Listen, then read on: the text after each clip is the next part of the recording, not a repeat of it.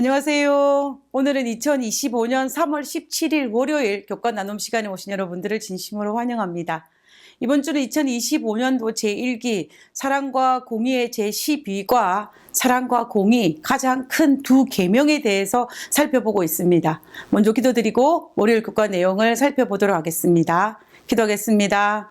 하늘 계신 저희들의 아버지, 말씀을 통하여서 무엇이 가장 큰 계명이고 그리고 무엇이 가장 큰 죄인지를 저희들에게 알려주심을 인하여 감사합니다.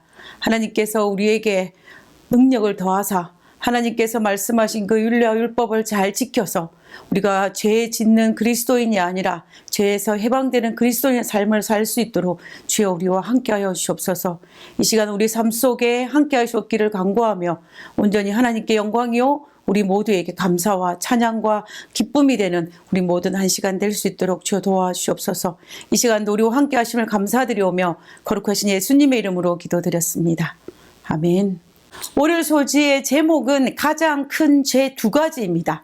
우리가 지난 일요일 소지에서 하나님께서 말씀하신 가장 큰 두 가지 계명은 하나님을 사랑하고 이웃을 사랑하는 것이라고 말씀하셨습니다.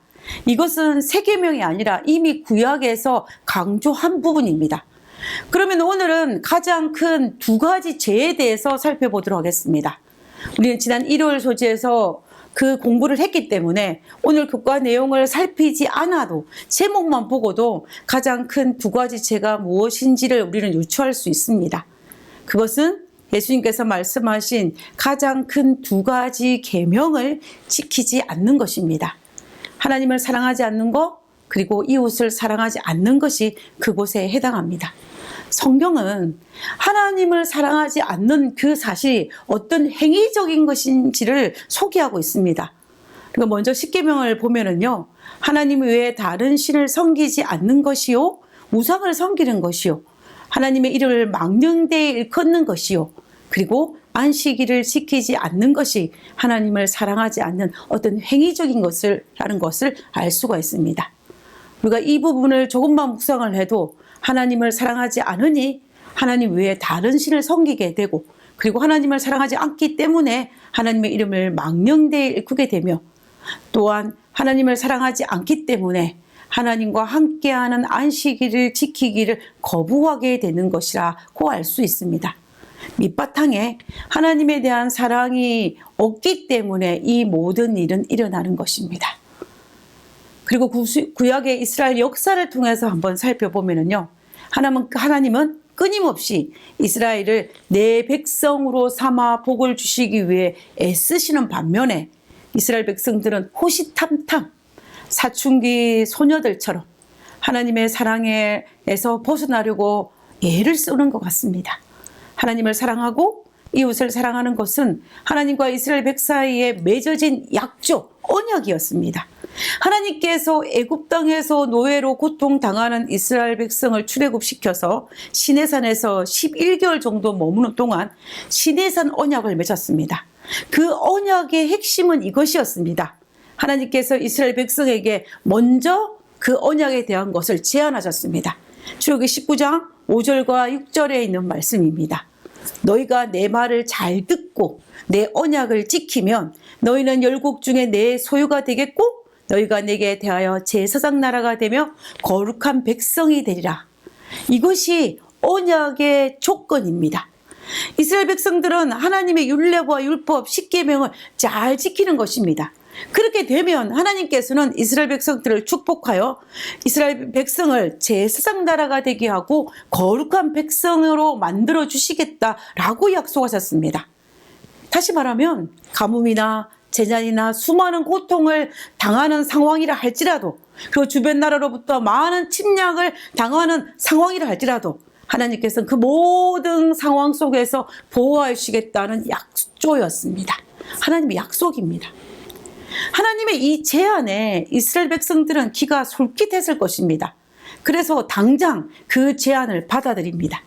출애굽기 19장 7절과 8절에 보면요, 모세가 와서 백성들의 장로들을 불러 여호와께서 자기에게 명하신 그 모든 말씀을 그 앞에 진술하니 백성이 일제 응답하여 가로되 여호와의 명하신 대로 우리가 다 행하리이다.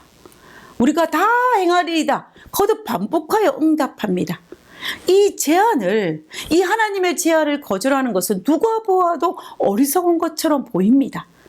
그래서 이스라엘 백성들은 속히 이 제안을 받아들였습니다. 출애굽기에 보면은 하나님은 반복하여 이스라엘 백성들이 이 제안을 받아들일 것인지를 확인하였습니다. 결국 하나님은 백성들이 이 제안을 받아들였기 때문에 시내산에서 하나님과 이스라엘 백성 사이에 언약을 체결하였습니다.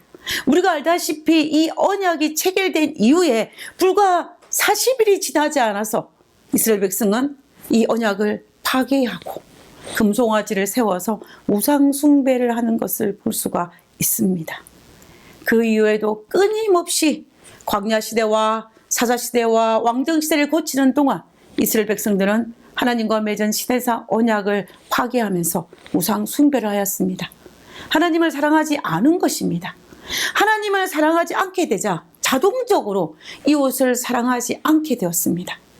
하나님을 사랑하지 않는 것이 왜 이웃을 사랑하지 않는 것으로 자동으로 연결되었을까요? 신앙이 무너지게 되면 도덕은 자연적으로 무너지게 됩니다. 하나님 사랑이 무너지게 되면 당연히 자동적으로 이웃을 사랑하지 않게 되는 것입니다. 그 단적인 예가 사사시대에 넘쳐나는 것을 볼 수가 있습니다. 사사시대의 특징은 사사시대의 가장 큰 문제는 하나님을 버리고 우상을 섬김으로 영적인 타락이 계속 반복하던 시대였습니다. 이 사사기의 구성을 살펴보면요, 전반부는 사사들에 대해서 기록하고 있지만은 그러나 후반부에는 사사시대에 영적으로 도덕적으로 그들이 얼마나 타락하였는지를 단적으로 보여주는 사건들이 기록되어 있습니다.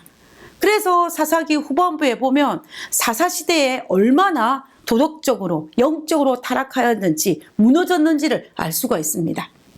간단하게 살펴보면요, 사사기 18장에 등장하는 이 단지파와 미가 집안 사이에 불화가 등장하는 사건이 기록되어 있습니다. 단지파 자손들이 미가 집안의 것을 도둑질하고 악행을 저질렀지만 전혀 죄의식을 느끼지 않는 모습입니다. 이런 악행은 이웃을 사랑하지 않은 전형적인 모습입니다.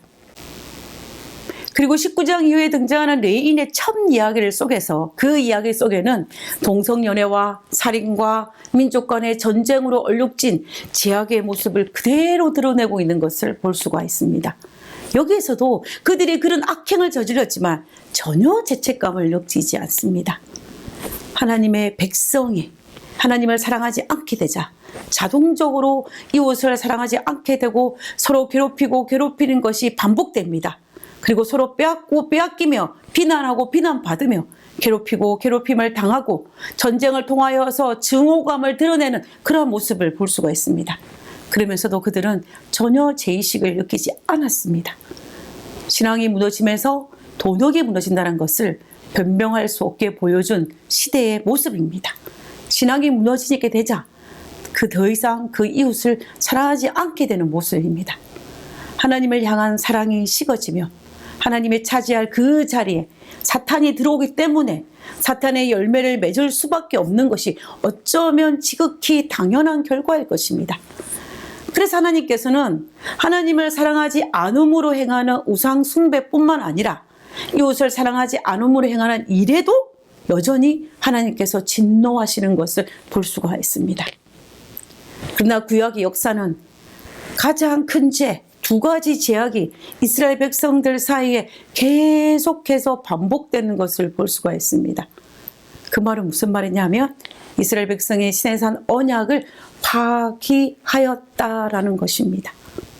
그러나 그럼에도 불구하고 신약 시대까지 이스라엘 백성과 맺은 언약이 지속될 수 있었던 이유가 무엇일까요?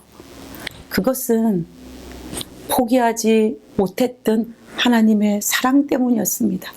그 하나님 사랑 때문에 가냘프게나마 하나님과 이스라엘 백성 사이에 맺은 언약이 이어져 올 수 있었습니다. 그 포기하지 못한 사랑 때문에 예수님이 이 땅에 오셨을 때에 다시 한번 가장 큰 두 가지 율법을 강조하시면서 가장 큰 두 가지 죄를 짓지 말라고 권면하셨던 것입니다.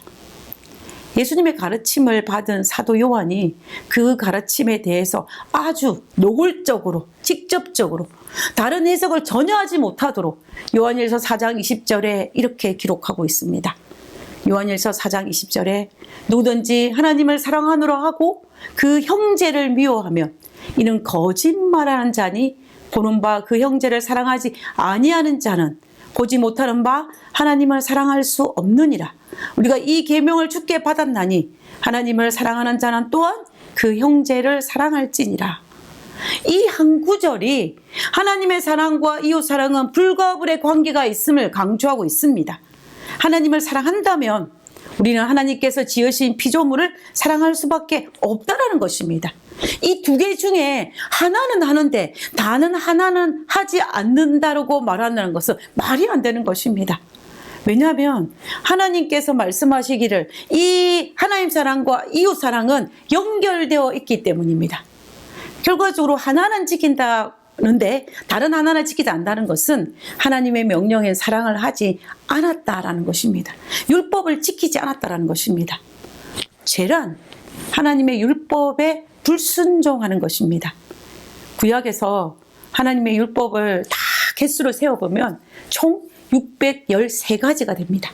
그것을 10개로 딱 추격한 것이 무엇이냐 하면 십계명입니다. 그리고 신약시대에 와서 이 10가지를 2개로 압축하였는데 그것이 곧 하나님 사랑과 이웃 사랑입니다. 이것을 한마디로 줄이게 되면 뭐가 될까요? 그것은 사랑입니다. 구약의 613가지의 율법을 엑기스로 뽑아서 정제하고 정제해서 한 덩어리를 만든다면 그것이 바로 사랑이라는 것입니다. 그러므로 가장 큰 죄는 바로 사랑하지 않는 것입니다. 마음을 다하고 목숨을 다하고 뜻을 다하여 하나님을 사랑하지 않는 죄와 그리고 이웃을 내 몸과 같이 사랑하지 않는 죄보다 더 큰 죄가 없다라는 것입니다.